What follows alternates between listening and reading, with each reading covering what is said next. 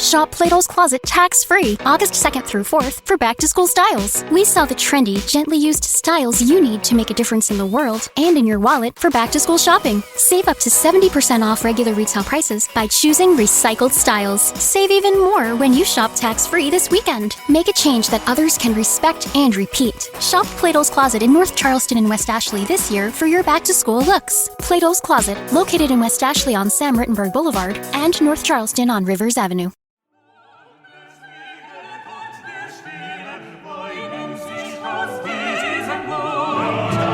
Welcome to Die Hard on a Blank, the podcast where we explore the influence of Die Hard on action cinema, one action movie at a time. I'm Philip Gawthorne, and with me as always is Liam Billingham, and today's film is Sudden Death. It's Die Hard in a hockey arena? Wow. What a world where we get a hockey arena set Die Hard movie. I hope you guys have got a lot of hockey-based puns in your holsters today. I absolutely don't. Maybe our guest does. Our guest this week, Brendan McDonald. Brendan, how are you? I'm good. I think I have one. I think there was one big missed opportunity with the tagline for this movie, but we can get to that. What is the tagline for this movie? I think Terror goes into overtime, I think. There you right? go. Yeah. That was it. Pretty great. It's pretty good. Well, we're really happy to have Brendan here. Brendan is the producer of WTF with Mark Maron. In my opinion, one of the greatest podcasts of all time. I'm obsessed with it. I think it's genius. And I will say this, and Brendan, I don't want to put you on the spot here, but I think it changed my life and changed my attitude about podcasts. So we're that's thrilled. amazing. Yeah, we're thrilled to have you here. And especially because now that you guys have introduced this WTF Plus, I didn't know you were such a movie head, and I was really, really excited to see you talk about The Fugitive, and you even talked about Die Hard on a Blanks. Yes, we did around Christmas time. We did an episode about our favorite Die Hard on a format movies, and it was basically to do in one episode what you guys are devoting your entire life to. So you guys are smarter than us, then. A very condensed version of it. Yes. Yeah, devoted our life. It feels that way sometimes. You know what it's like to make a podcast. What's your relationship? With you obviously love Die Hard. What's your relationship with this movie? Because I think I sent you a list and you were like, I'll do Sudden Death. Yes, it was a very specific decision because my relationship, based on the movies you sent, I don't want to say what they were because I think there are some you haven't revealed yet. But of the ones you sent, this, to me, was the only one that actually fit the Die Hard on a formula. And I was like, well, I'm going to do the podcast. I want to do the Die Hard on a podcast. Like, that's the one to do. In fact, there were a couple on there that I have a more loving relationship toward. But this one, which I don't have much affection for, I had in my head as like a very specific Die Hard clone. And I was interested for two reasons of revisiting it. One was to say, like, was it really that much, or was that just the 90s where things all seemed like Die Hard if it was an action movie? And no, the spoiler, this is a complete Die Hard clone. But the other thing was... Clone is generous, Brendan. Clone is... Yes. That makes it sound scientific or something, like advanced. No, this is just straight up a ripoff. But I also... The other thing was, I realized at my later stage of movie watching, and particularly having grown up in the 80s and 90s and been mainly an Arnold fan, I realized I have not given much consideration to Jean-Claude Van Damme.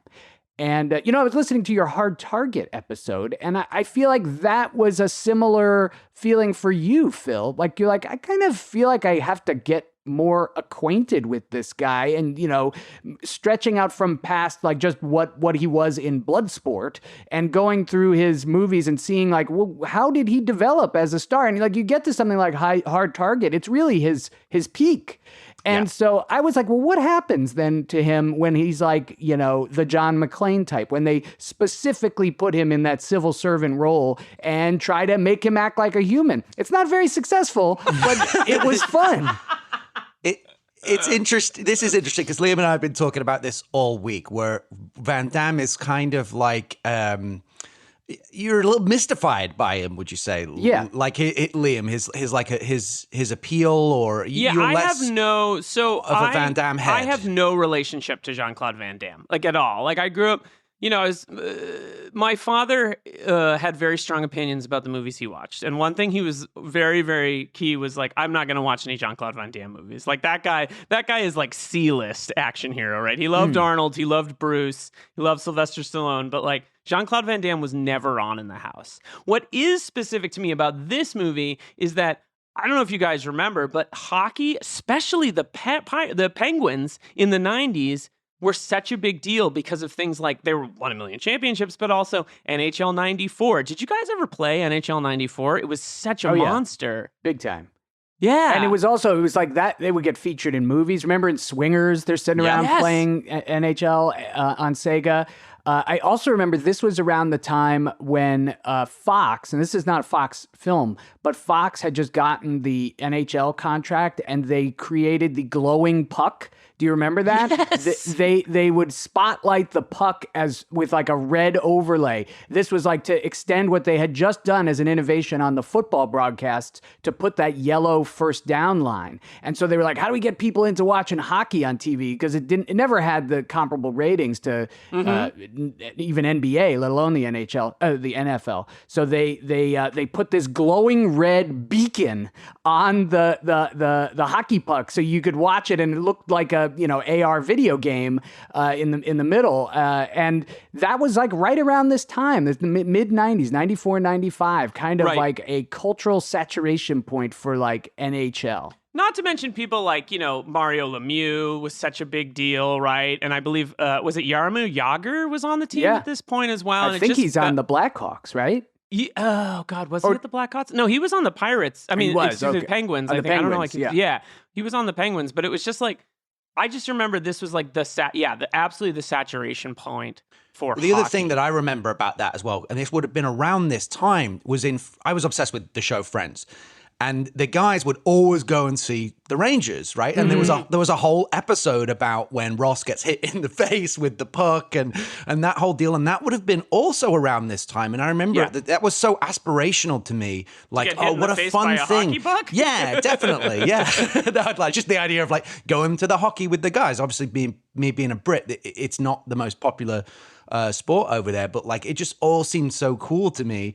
And it really was like hockey was kind of having this big moment. And I've since become a big a casual hockey fan since I moved to LA.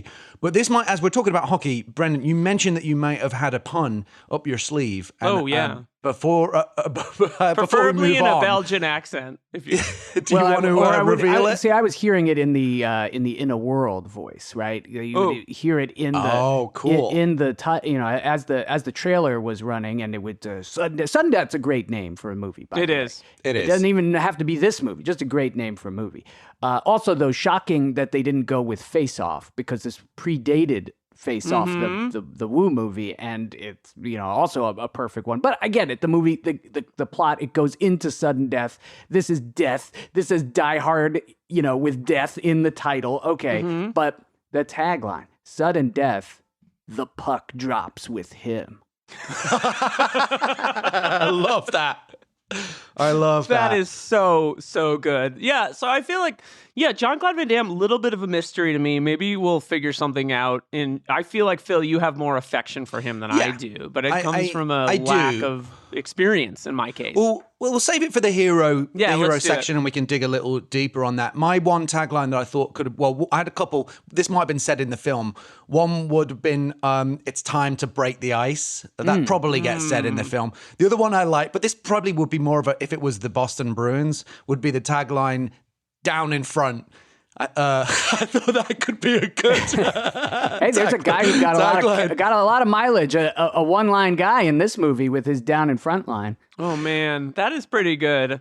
All right, Phil, you want to give us some top line facts on the film? Fast facts. Oh, fast facts. We changed the name. All right, we rebranded it. So, Sudden Death was released in the US by Universal on December 22nd, 1995, 1 week after our last film, Heat.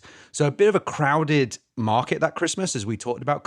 Some of the other films that were actually big hits were Jumanji, Father of the Bride Part 2, Waiting to Exhale, as well as some of the other ones that we talked about in the Nick of Time episode. It was, of course, directed by Peter Hyams. The screenplay was by Jean Quintano, based on a story by Karen Elise Baldwin, who's an interesting figure in this story because she was the daughter of the owner of the team. I think it was his wife. Is that right? Was it wife? Maybe I got my wires crossed.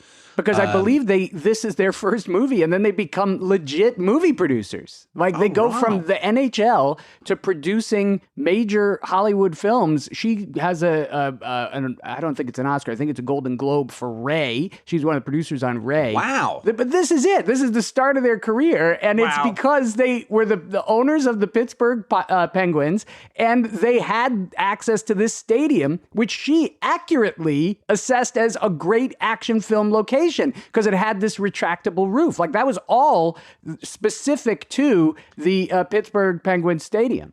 Wow, I'm actually looking at some of the credits. So Mystery Alaska, which is like kind of a classic hockey movie. That's a hockey movie. Yeah, I like that movie. Russell Crowe, right? Yeah. Is that Russell Crowe? Yeah, that's pretty big. Then it gets a little weird with Atlas Shrugged, but that's another subject. And Hurricane Heist, which I feel like might be a Die Hard. That's a Die Hard. That's on the list. Yeah. I actually secretly, like, it's a scuzzy little B movie that I really love. I've watched it like 5 times. I really like that movie.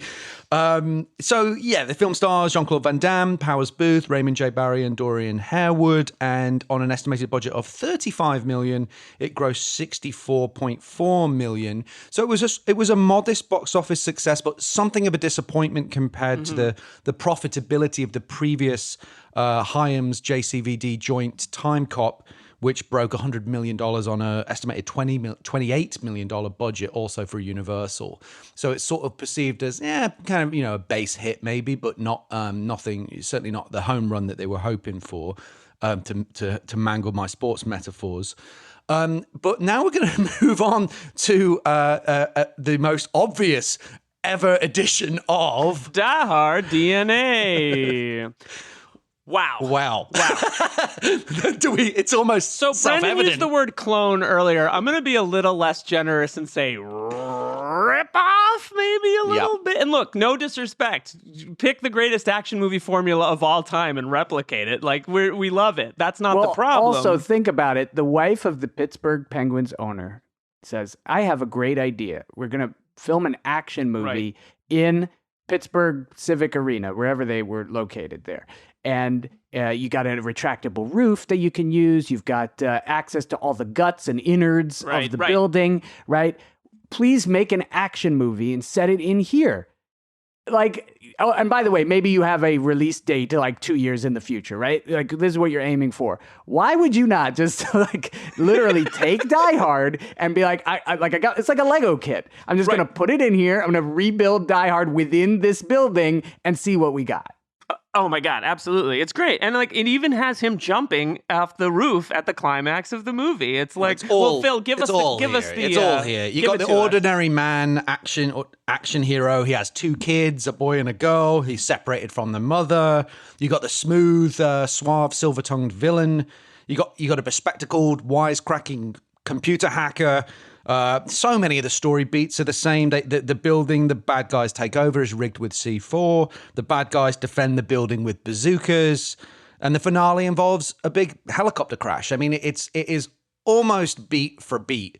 So I think we've done a bunch of them now by this point. And the ones that have been the most direct have been Toy Soldiers, Passenger 57, Under Siege. But even within that structural framework, those other films have still played jazz a little bit around the edges and done some interesting other things. Like Passenger 57 has that whole crazy midsection where they're at the carnival. Right. And there's a lot of inventive stuff in Under Siege 2 that's different, even if the kind of main central premise of it is clearly a Die Hard and the locations corollary. Are other vehicles and modes of transport. Like this is a building straight up.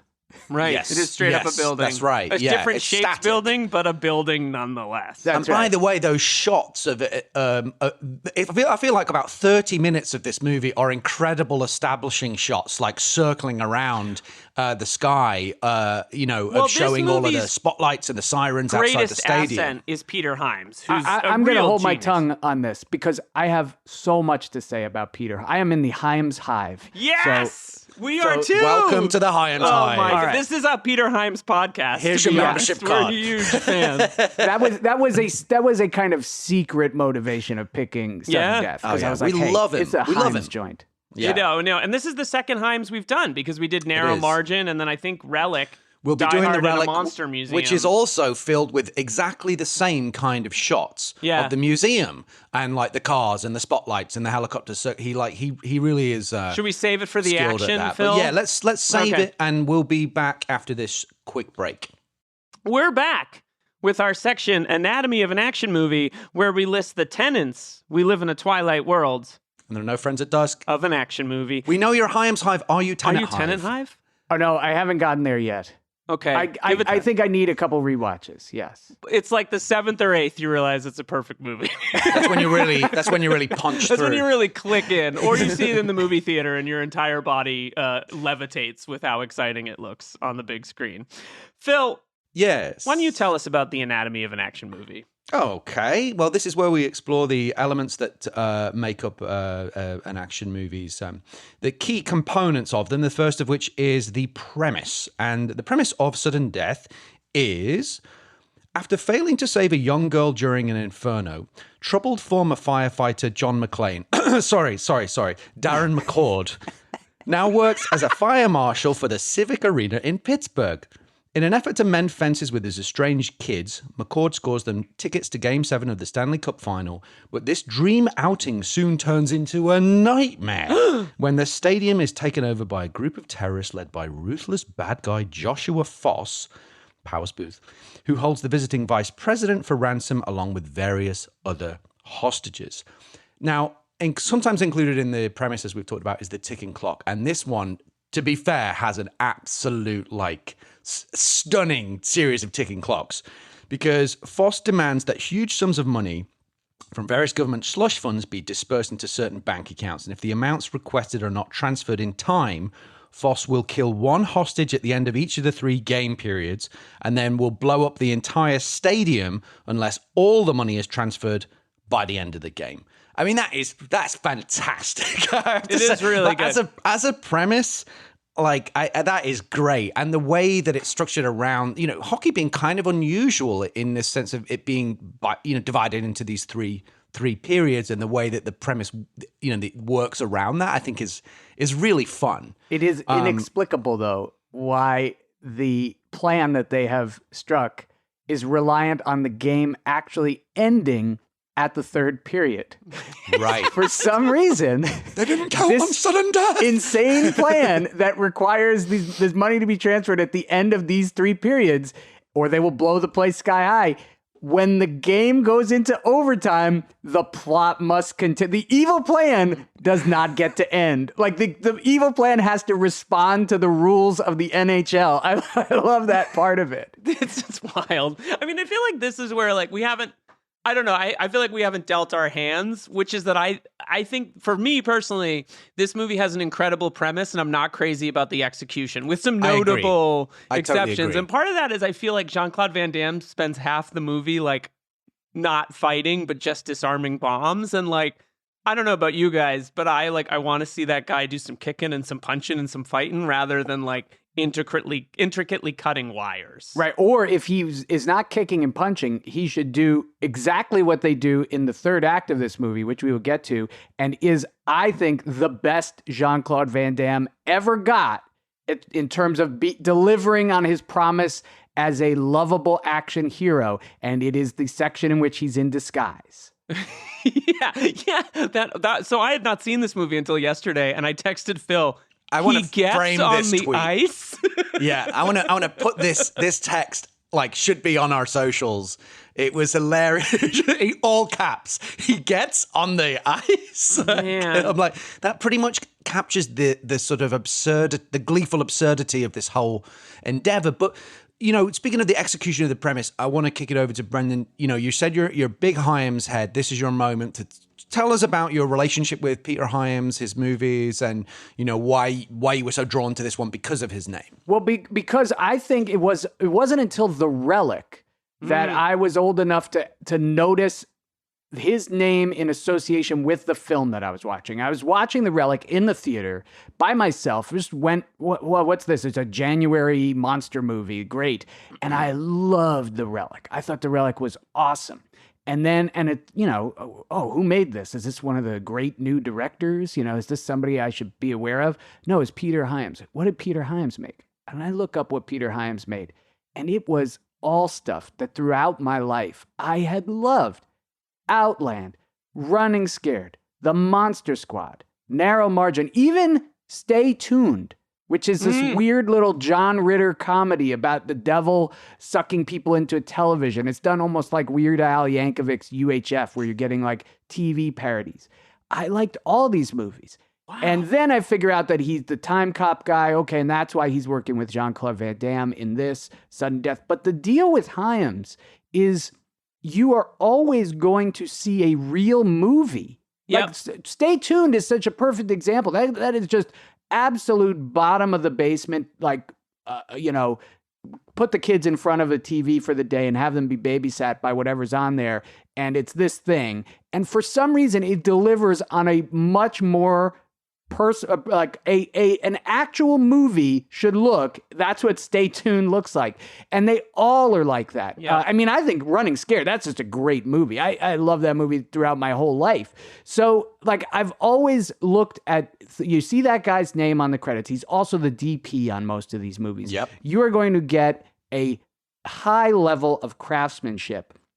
But it's not just like, you know, like Hal Needham, who was like Burt Reynolds' guy, and he would direct like the Cannonball Run movies and that. And he was a former stuntman. So you're always going to see good stunts. The action would be staged well, but like the movie was incidental to it. He didn't give a shit, and he had no skill really with like actors or dialogue. That was like for Burt to do, which is why those movies are littered with outtakes, right? And there are tons of guys like that, and tons of people who, you know, got the job of actor, of director, I should say. And they, you know, they were hired guns. That was like, you know, one of the things that made the 90s a beautiful thing to walk around a video store was that, you know, that like, hey, there's like good people working on this stuff, whether the movie is good or not. You know, you'll see something. You'll see something that's better than a made-for-TV movie. And Hyams, it just, for some reason, always even went above that, and then just never got like a better thing. He's kind of stuck in this genre category, genre films, for his entire career. But he never talked down to these movies. He always delivered, and he brought them up to the level. Elevated them. Yeah. No, I think that's really well said. He's brilliant with lighting. As you said, he shot a lot of his stuff. There's a really good commentary track on Narrow Margin, a movie that we've covered that we absolutely love, where he talks about some of his technique and his and some of his like the techniques that he took from Hitchcock with lighting, and how he uses a lot of darkness very intentionally. And he's a really great craftsperson. I think that's why The Relic has this sustained life beyond being what maybe you originally thought of as just like, it could have been a junky,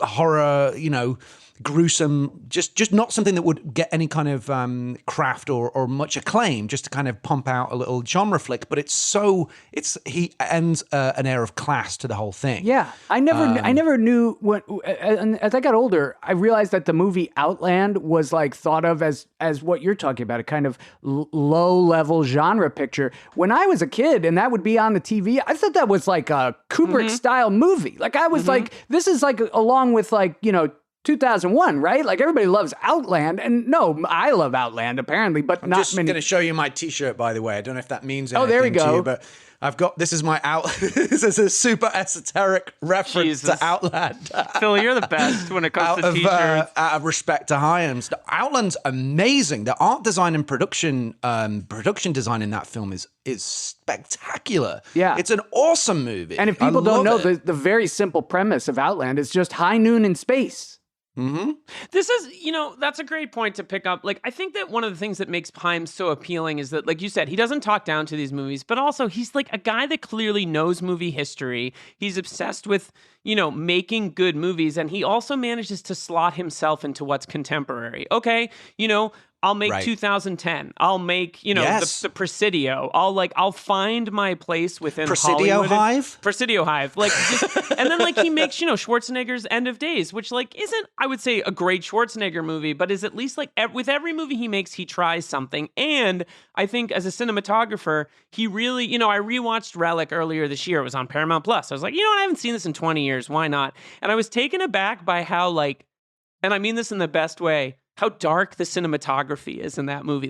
You're in the pitch black for half the movie, and he trusts his audience. And also, that movie is gross, and it is gross in the best way. And you feel like you're in the hands of someone who's built a career and done his thing within Hollywood. And he is like an auteur. He's not an auteur in the way that we think of like a Kubrick, for your example, or a Michael Mann, but he's made kind of a specificity in his anonymity as a filmmaker, and I think that's just amazing. I think I love Peter Hyams. Well, I'm glad that we're all on the same, of the same mindset about it, because I have so much respect for him, and he was also great at working with movie stars. He's worked with so many huge personalities, starting with Harrison Ford, with what was the name of that? The World War Hanover Street. Hanover Street. I think a nice movie. It's not an amazing movie, but it's an interesting movie. It's worth seeing. Connery in Outland, they worked with him again in Presidio, and Gene Hackman in Narrow Margin, Hackman. Schwarzenegger, Scheider, Jean-Claude Van Damme, he worked with everybody, and it seems like everyone liked working with him. So I guess we're leaving O.J. Simpson off the list here. Well, I was hoping that wouldn't come up. To be honest, why? What happened with O.J.? Something happened with O.J. Anywho, let's talk about the hero, Phil. Let's talk about the hero. So we've got Jean-Claude Van Damme as Darren McCord. This is probably our moment to maybe talk a little bit more about him as a star, and then we can talk about this character. But okay, so Brennan, you mentioned our Hard Target episode that we did with Kyle Brandt, which was if you're a big Van Damme person, I would recommend checking that episode out, because Kyle and I went pretty deep on our love for Van Damme and where it kind of comes from. But I'm really interested in your thoughts on it, Liam, because you're somewhat objective to it. Are you just confused by what we've been talking about? Why?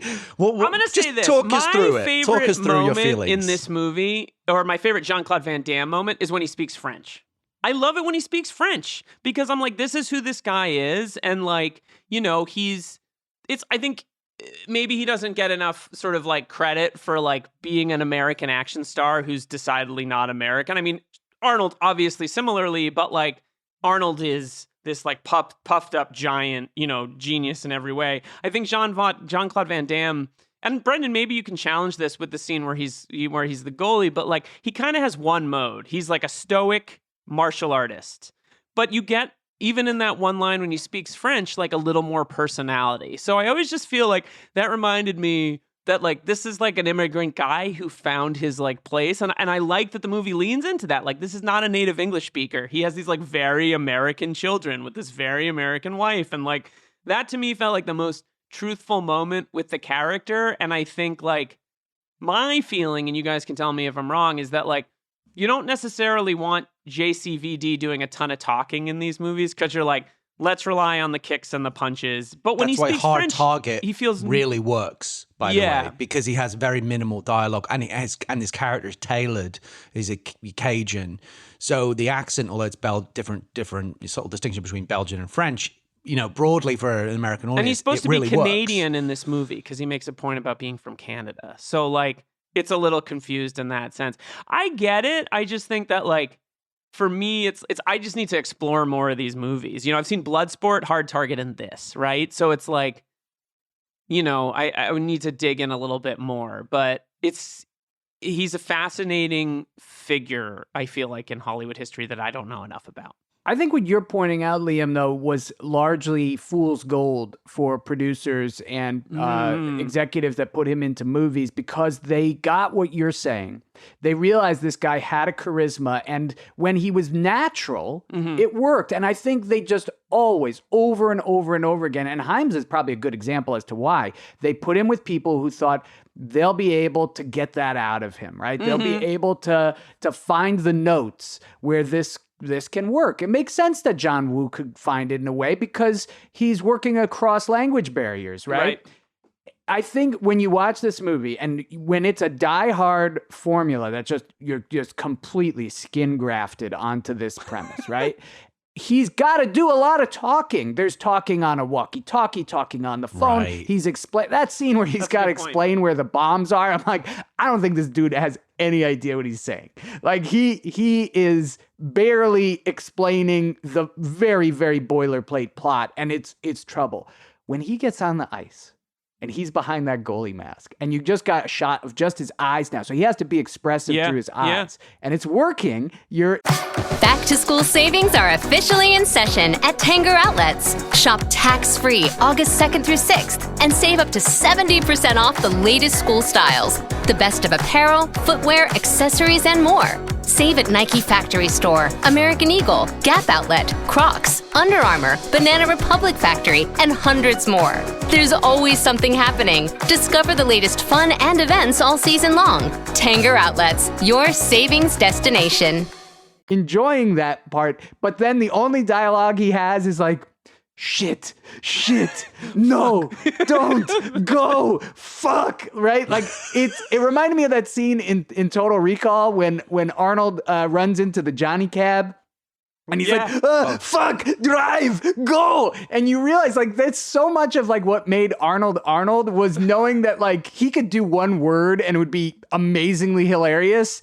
And that's why, like, so many of the, like, Arnold catchphrases are like, get to the chopper and all that stuff. Like, it's just these very simple things screamed with the full voice and chest of this guy's personality. And you rarely get that with Van Damme, I think, because he's always self-conscious about how he's going to come off when he's talking. So you have this, like, kind of high comedy moment with him playing a goalie and making the most perfect save in the NHL season. And he pulls it off. You're, like, enjoying him in that moment. It almost becomes a Frank Capra movie for about 45 seconds. When like he looks at his son, he's like, I love you. And like, you're just like, where is this? Like, it's wild. It's like his redemption is not saving everyone in the stadium, mind you, but saving a goal. Like, it's actually kind of wild how much like that, from my point of view, deviates from tone. But he is good in that scene, and like, there's a little bit of humor in the like, shit. Well, yeah, I mean, just picking up on this, I think, you're such a great point you just made there about the fact that dialogue is such an important part of a die-hard type scenario, because there's often the walkie-talkie conversations with the bad guy, right? So, and Bruce Willis as John McClane has a lot of monologuing as he's trying to problem solve things. But Van Damme is most effective when in films like Hard Target or Universal Soldier, where his lack of in Universal Soldier, his lack of humanity is turned into a plus by another really big director on the rise at that time, Roland Emmerich. That was like his, I think, second movie after Moon 44. So Van Damme is an interesting figure in that he kind of came from the world of like canon films that were these, exploitation films, essentially, a lot of martial arts stuff, kind of tacky. But he in a similar way to Schwarzenegger, was a self-made guy, kind of just had a lot of self-confidence, had these incredible martial arts skills, put himself in front of the canon the canon guys, like, was, you know, there's legendary stories about that, and check out Nick DeSemlian's book, Last Action Heroes, if you haven't already read it, which gets into a lot of the Van Damme's kind of his story as a guy. But what's interesting about this period is, so he sort of had this lane of doing these canon type movies that were also their own formula, and that, like Die Hard, they all replicated the Bloodsport formula. After Bloodsport, there was Kickboxer, then they did double Impact, which is basically the exact same thing, and they're all the same people involved. That's the one where he's twins, but it's basically the same. Lionheart, isn't that another one? Now, Lionheart, I think, rules. Like, legitimately great. It's kind of his Rocky. I really, really unironically love Lionheart. It was called AWOL in the UK. And it's got some really touching stuff in it. And there's an amazing performance by his mentor, the mentor character who's like his trainer. It's great. I loved Lionheart because for me it was like also kind of an immigrant story, so it like hit me on that level. But basically, I love Van Damme, and what the point I'm trying to make is he moved in this period. My guess is Universal gave him like a 3-picture studio deal, because he does Hard Target first with Woo, then he does Time Cop with Hyams, which actually is a huge hit. And then he does this, and they're all Universal movies. So he's moved up the ladder. He also does Street Fighter in the middle of that as well. But he's moved up the ladder from the B-level canon stuff to getting his shot at being an A-list star. And I would say 2 out of 3. Hard Target is an absolute bullseye. Is an amazing film and the best thing he's ever done. And I think Time Cop's pretty great as well, and that's also really boosted because Ron Silver is the villain, and you know he's fantastic in it. And it's a fun movie that's really elevated by Hyams' direction. And then this culminates that little mini trilogy for Universal. And then it sort of fades away, and it was a shame. I think this was the weakest of the 3, you know. But I love Van Damme. I really do think he has like movie star charisma if he's used properly, and it's easy to sort of knock, and so his accent is, you know, this and that, but my counter to it was always like, tell you what then, why don't you go and speak French in another movie, or go and speak another language in another movie with a director that doesn't necessarily even speak the same language as with like John Woo, and do every nuance perfectly. You know what I mean? It's like, what is our expectation for some of these guys sometimes? Like, there's almost a sort of weird I'm not going to say it's not racism, but it's like Western, you know. Well, it's just an immigrant thing, right? Like he doesn't get probably the credit he deserves for. So I'm a fan. Yeah. You know, I'm a fan, but I do have some issues with the execution of this phenomenal premise. It is worth just touching on the fact that, let's move on just briefly to the character himself, because I think it's interesting. We have another haunted hero, you know. Again, it starts with the 90s trope of these like horrifically traumatizing opening prologues. Oh, it's a great opening shot. It's great. Know? It goes on. It's that one take. It's amazing. It's a great start. But so they sort of fuse the John McClane thing with the haunted hero that we've seen in Passenger 57 and Cliffhanger, and we sort of see the hero fail and they have to atone for themselves. But I think there's some cool stuff. What I do like about the character is that he's a firefighter / fire marshal, and some of those skills and some of that knowledge actually informs the action. Although I noticed they were very studiously avoiding showing him in full firefighter uniform. Like the only time you see him, he's laying down in that hole, and I could only imagine it's like he must look like the tiniest firefighter in all that gear. So they were like, you know what? We're just going to lay on the ground. Now when we see you in the stadium, you're in a nice form-fitting uniform, tucked in, know. Looks good. Dude looks good. No denying that he looks good. Absolutely. So I was thinking of a lot of, for our next section, I've been thinking of some really, really cringy puns. About our villain? As we move into the villain section. Such as, I have the powers. Oh, God. I gotta say, or power play. I don't think this is a good villain at all. I think, Thank you. I agree. I think Powers Boothe is like, it's not his fault, but it's like he has no personality, he has no charisma. He's a dick in the worst possible way. Like he says he's gonna kill a kid. Like it's look. Rickman is great because you want him to win. I never want this guy to win. This is like, if we're comparing this to the trajectory of what we had, I think this is one of this is bottom of the barrel villain stuff. He is terrible. And I wouldn't it's not that disagree. It's not that Powers Boothe is miscast, because if you have Powers Boothe in your movie as the villain, you've done a good job there. That's the job. It's that the part is miswritten. It's bad. Yeah. It's a bad part. It's a bad part. All right, you hire this guy. You got this big like Southern badass. That's where you should live with him, right? But instead, he's playing Rickman, and so he's got to try to do the like smooth, suave, right? He's in a tux because he's pretending to be part of the crew there. So he just, his visual of him looks like a Hans Gruber style slick villain. He's gonna say all the slippery, slimy things, but you never get, like, I want him to be like go back to Hard Target, like a Lance Henriksen type. Gritty, salt of the earth, bad guy, right? Instead, he's, a copy of a copy of a copy. And then they make the mistake that a lot of these die-hard-anas make with these bad guys. Yes, you are supposed to feel peril from these guys. You're supposed to feel that the hero is in danger. You're supposed to feel that civilians are not safe.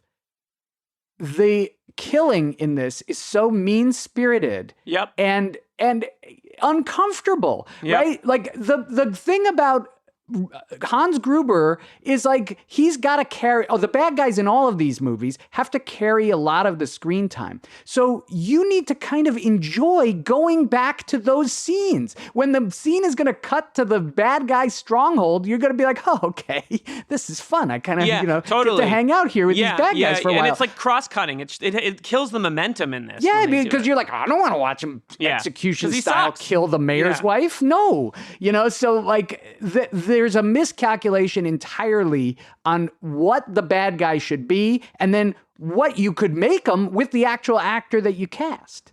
Right, I totally agree. It's interesting you guys take this position on this, and I think that is the common position. Like, a lot of people are not necessarily a fan of this villain within the catalog of these Die Hard on a Blank movies, but I love him in it. I really do, and I'm a big fan of Powers Boothe. He's not the problem. The character's the problem. Yeah, I know, and I get what you're saying, because he doesn't have too much dimension. But to me, I just really find him very, very. I find Powers Boothe very, very charismatic to watch. I'm a big fan of a lot of his other stuff that he's done at the Walter Hill collabs. Starting with like Southern Comfort, and then have you guys ever seen Extreme Prejudice? Yes, with Nick Nolte. That's kind of an interesting border western where he's the bad guy. That's a John Milius script. Right, yeah, that makes sense. It's a total pissing contest. This is a Milius podcast as well. And then U-Turn and Sin City 1 and 2, where I think he's amazing in that. And also Oliver Stone's Nixon, where he plays Al Haig quite sympathetically, interestingly. So I'm a big Powers Boothe guy. For me, he's my favorite part of this film, to be honest. So I do agree with you that the character is underwritten and underdeveloped, and there are problems with it. But for me, I really enjoy his performance personally. Well, it's very soon, maybe 3 years before this, that Tombstone comes out, right? And that's probably the year before, yeah. I think the highest level of exposure he had to mainstream audiences.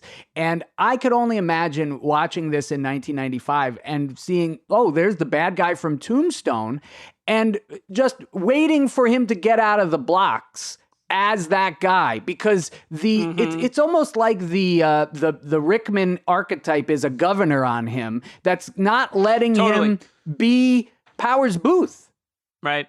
I think that's it's very like he's well trapped said. in the tux almost. Yes. Yeah, that's a really, really interesting point. Well, speaking of being trapped in the tux, should we talk about being trapped in the stadium and talk about the action in this movie? Let's do it. I think the final third of this, when he's above it in the above the scoreboard, is the strongest part of this movie. I think it's just like pretty dynamic and pretty exciting, and almost weights what I think is the drudgery of getting to that point worth it. That's what I'll say about the action. I have to say, and usually I'm like, I defend these things, but I think the action's actually pretty bad in this film, and I think it's because they scrimped on the money shots, like that bit where the bazooka is fired at the helicopter, which where is does it go? It's like they explodes in the middle of the helicopter because the way that they don't want to show in camera. It's edited in such a way that because they don't want to give you the shot that McTiernan gives you in Die Hard, where you're actually seeing Bruce jump off the fucking building and you're seeing a real explosion that nearly killed him, like right behind. And you're seeing those are real helicopters flying through Century City, and it all looks rugged and robust and real. But because they kind of just didn't want to spend the money on some of those shots, it just kind of robs you of a little bit of, I think, satisfaction and authenticity, because you never see that helicopter explode. And there is a pretty spectacular set piece at the end where the helicopter goes down backwards, and falls into the stadium. I thought that bit was but pretty the whole cool. time I'm like, he's gonna kill his own daughter trying to catch these guys. I thought the blade was. I just felt that pulled me out of the movie, because I was like, she's gonna die. This helicopter's gonna take this entire stadium out. But I had never really, I guess Cliffhanger has something a little like that, but there was something quite striking about that imagery and the way that they make eye contact as it's falling. But again, there's some pretty ropey back projection into that just makes it all look a bit chintzy. Yes. Do you know what I mean? It feels all a little bit flimsy. Well, the most kind of well shot, authentic looking action beat in the movie is the fight in the kitchen. And there you go, back to what you were talking about Van Damme's strengths. He's so great fighting this mascot. That's awesome. And that scene, you could tell they like that scene so much, they do an encore of that scene, right? They make sure there's a second fight where they go back into the kitchen and they can fight with more props in the kitchen. And I feel like that the movie is, again, it's there's a fool's gold element here where it's tantalized by the die-hardness of this, where meanwhile, ass-kicking blood sport Gymkhana style Van Damme, right? He could be killing guys around this whole stadium instead of out there diffusing bombs, and that would be a much better active film and much better suited to his strengths. Yeah, there are weird choices made with the decision point to have him just disarming bombs, right? Yeah, it's not particularly cinematic to watch. No. Speaking of the mascot scene, it brings us quite neatly onto our next section, which is the final section of the tenets, which is the humor. And I want to talk about this in a bit more detail than we usually do, because I think this whole film has a major tonal problem in its ability or inability to successfully balance the humor and the absurdity with the real stakes of an action film. Because this is what, to be honest, when I sat down and watched it, and I was really looking forward to it, because I'd seen this on cable, I think, as a kid, and I enjoyed it because I genuinely enjoyed the Powers Boothe character, and it was fun, and it's hockey, it's total 14-year-old boy stuff, right? It's great, really looking forward to revisiting this, but I found it I was like, this is really a confused tone, because it's ostensibly this legit action film. That's how it's marketed, right? It's not an action comedy, but yet there are these. It's so tongue-in-cheek that it plays almost like a spoof. And then I was trying to I'm like, what's going on here? Why couldn't they calibrate this kind of quite right? And then I looked into it and I discovered that the writer, the credited screenwriter, Gene Quintana, was primarily a comedy guy who wrote a movie we love, National Lampoon's Loaded Weapon 1, and various Police Academy sequels. So actually, I think if this had been a spoof, I think it would have been brilliant, because it was ripe for satire by this point, the Die Hard formula. Yeah, it's not a very funny movie, is it? But there's loads of attempts at humor and silly. I mean, you can't have your hero fighting a mascot and say that this film is serious, right? They're clearly going for that to me feels almost like a hangover from the spoof version of the script that it probably started out as. Or, so to me, that's that kind of cut to the heart of oh, that's why. Because they can't make up their mind whether this is kind of a making fun and being silly or being really, really serious and having those things that you're talking about where Powers Boothe, some of the stuff he's doing is straight up unpalatable. So as a result, you're like, what is this? You know, so for me, the humor was like, it ended up being neither fish nor fowl, because it was sort of half parody and half serious and nasty. So you're like, that to me, for me, that blend and that balancing act didn't work, you know, and that was my major issue with the movie.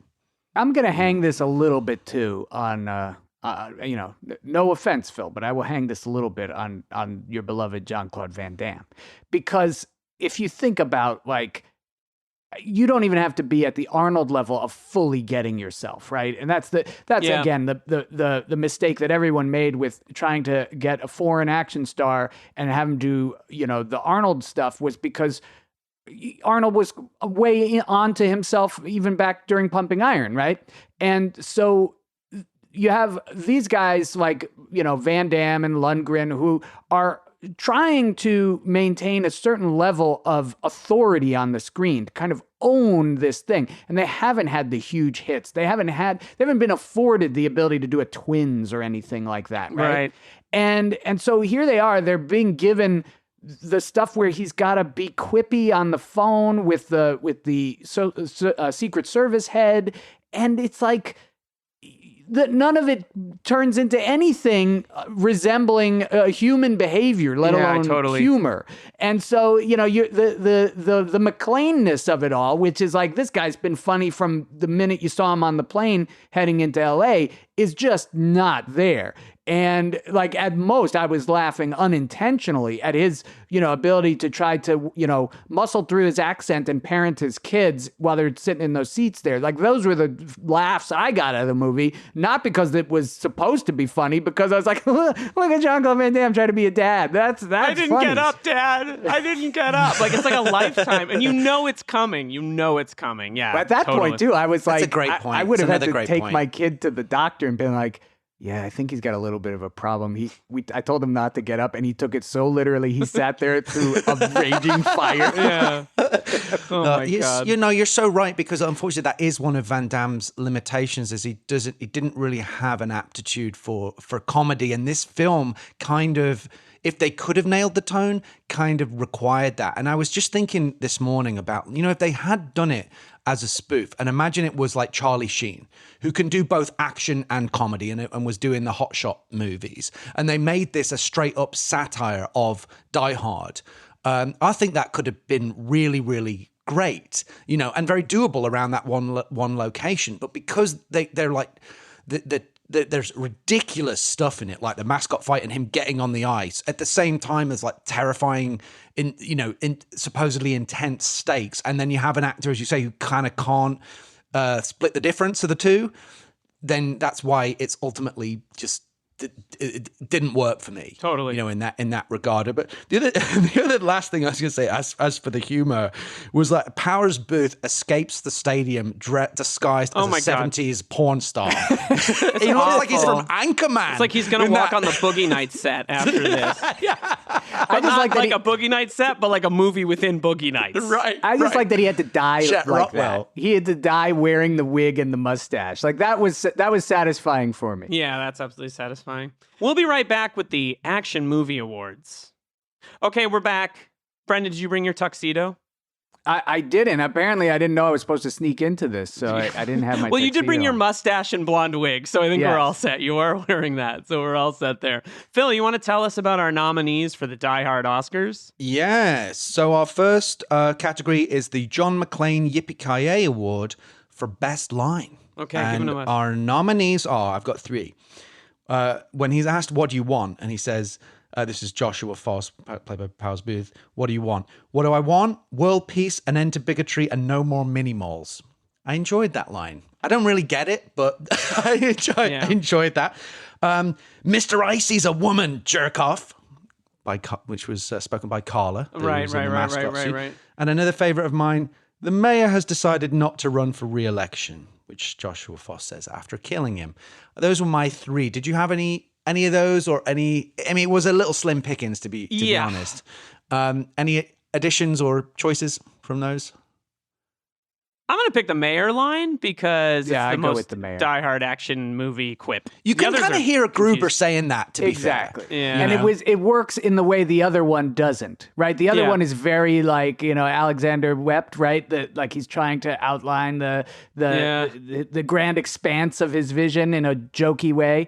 But that one, the just straight up bad guy quip is it's solid. I did like when Van Damme was talking to the Secret Service agent, and the agent tells him, "We're going to do this my way. We're going to do it by the numbers." And then there's a bunch of explosions. What number? And Van Damme says, "What number was that? 3?" Yeah, and I was like, okay, he got one. He got one in there. That one landed for me. Brendan, if this WTF podcast doesn't work out, I think you have a future in impressions of action. I agree. Your from Van the Damme 80s is and on 90s. point. I think that's your next move after this, It'd be a real twist. All right, our next category is the Hans Gruber Exceptional Thief Award for stealing the film.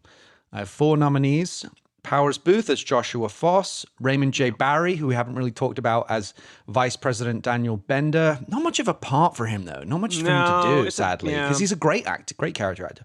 Dorian Harewood as the Secret Service agent Matthew Hallmark, and Whitney Wright as Emily McCord, Darren's young daughter. I thought it was quite good in the movie. All right, can I throw a curveball in here? Please. I have a different MVP of this movie. Icy is the MVP of this movie because Icy is, a legit NHL mascot. There's be like that. They had the mascot of the Pittsburgh Penguins killing people and then doing a full 5-minute action set piece sequence in this. Yeah. I don't think that's ever been done before. You didn't have the San Diego Chicken murdering people with an Uzi. Yeah, that did Not convince yet. me. Not and I do want to see I do want to picture a remake with Gritty from the Philadelphia Flyers. Man. That'd be great. As a villain in in Sudden Death 2. The Dick Thornburg Award for Dick of the Movie. I go with Icy. Sorry. I thought you we're all Team Icy here. We're Team Icy. Icy Hive. The Dick Thornburg Award for Dick of the Movie. I've got Michael Gaston as Hickey, the hacker. The soul patch alone puts him in contention for me. Faith Minton as Carla, the henchwoman who attempts to kill Emily, by the way. That was another thing where you're trying to, when kids are being threatened like that and you're also trying to be silly, The shout out to the sleazy mulleted terrorist with the earring. Yeah, that looks guy. like he should have been in Roadhouse, right? That guy steals the car. Scumbag of the movie. It's that guy, actually. It's that guy. We'll give it to him. And then for our final category, I need to know, is Marco in the house or is he... if I were better prepared for this stuck in episode, I traffic? would say no more table. Next time you have a chance to kill someone, don't hesitate in French. But I'm not ready. So, no more table! Next time you have a chance to kill someone, don't hesitate. And I have to say, to be fair to this movie, that there are some really inventive deaths. Totally. Got Carla / the mascot being dishwashed to death. That was a new one. The meat bone being stabbed in the neck. I forgot about that. Yeah, chicken bone neck is good. That made me a little nauseous thinking about Yowza. Agent Hallmark being set on fire with a modified super soaker. That's a really good one. Good fire stunt. The henchman who falls off the roof into the giant scoreboard. Also excellent. And Powers Booth's helicopter crashing into the ice. So pretty good deaths. Yeah, it's actually a hard one because I liked a lot of those. Yeah, they are good. They're satisfying. I think the fire one for me is the winner. I love it. I love how he's got the little super... I had that super soaker, so there was a little bit of nostalgia built in there.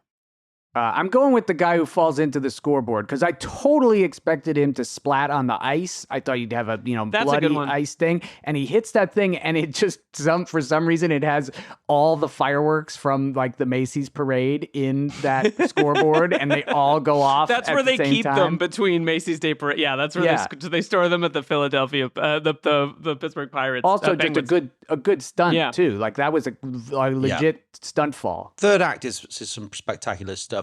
Well, we're going to skip Double Jeopardy, the Double Jeopardy trivia quiz this week because we have a time crunch. But I ask you one question, which is, how many times is the name of Powers Boothe character uttered in the film? 0 times.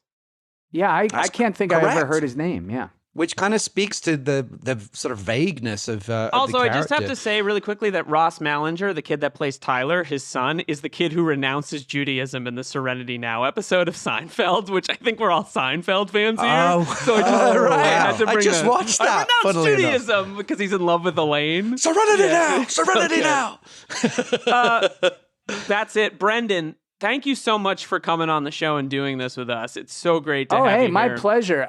As you noticed from listening to me on the WTF bonus material, I have a very large part of my heart devoted to 90s movies, particularly 90s action movies. And so anytime I get a chance to talk about them and do what we did here, which was revisit them, I welcome it with open arms. Please come back on the show. We'd love to have you. We'll find another. Oh, we'll do. Another good one for you. Thank you, Brendan. This was great. And your Van Damme was Yeah. Mwah. superb. I did Chef's just spend kiss. a lot of time in Quebec, apparently. So that's All right. Thanks, Brendan. Thank you, Brendan McDonald, brilliant producer and nice guy, and great to have you on the show. Tell your friends, we're in a bit of a time crush here, but rate, review, follow the show, do whatever you got to do. Find us on X, DieHardOAB. I'm happy to say that Heat is an action movie, won the polling 67% to 33%. Sorry, Chris Tapley. Heat is an action movie. So there we are. Next time on the show, Phil, wait, you're still on X, right? You're I'm still on the board X. of directors. Oh, and I did a tweet the other day that went somewhat viral. You kind of blew up. Yeah, it had like over 150,000 views. All I said was, which movie do you like that is wildly reviled, and posted a picture of 8 Million Ways to Die, which is a movie that I love. You never And know what the folks you never know are what gonna, people are you never going know what to the folks engage are gonna with. love. But finally, I got someone gave a hoot. Speaking of divisive movies, but a great movie, next time on the show, 12 Monkeys. It's Die Hard in a post-apocalyptic future. Yes. Okay. yeah, kind of. And we're gonna have Die Hard in a time travel movie. We're gonna have a very special mystery guest for that one, so we're excited to bring it to Stay tuned. you. We'll be back next time with the schizophrenic Brad Pitt. Die Hard on a Blank is a podcast created and hosted by Philip Gawthorne. Liam Billingham co-hosts and produces the show. Mike Mayer and Michael Sugar are the executive producers. Find us on Twitter and Instagram at DieHardOAB. Rate, review, follow the show wherever you get your podcasts. Most importantly, tell your movie podcast-loving friends about Die Hard on a Blank. See you next time on Die Hard on a Blank. Shop Plato's Closet tax-free August 2nd through 4th for back-to-school styles. We sell the trendy, gently used styles you need to make a difference in the world and in your wallet for back-to-school shopping. Save up to 70% off regular retail prices by choosing recycled styles. Save even more when you shop tax-free this weekend. Make a change that others can respect and repeat. Shop Plato's Closet in North Charleston and West Ashley this year for your back-to-school looks. Plato's Closet, located in West Ashley on Sam Rittenberg Boulevard and North Charleston on Rivers Avenue.